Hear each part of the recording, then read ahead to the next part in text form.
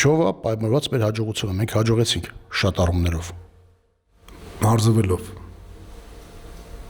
Մենք չի որ շատ մարզված ենք այդ Մարզված ժամանակ։ Հատուկ են ջոկատներ կան, Ազգազանի ջոկատներ, որ մարզվում էր, ռեալ Ազգազանի ջոկատը, բայց մնացածը տենց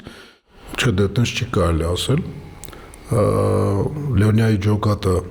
Ազգարձյանի ջոկատը մարզվում էր, անվիճելի է, բայց իրենց մարզանքները խոսքի հատուկ նշանակության խմբի մարզանքների երևի կեսը չկային, իրանց նագրոսկեքով։ Նույն ձևով ասենք մարզվում էր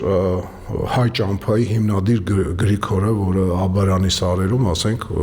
50-ից 100 հոգու մարզում էր, էլի ասենք նորմալ ջոկատ էր դառել։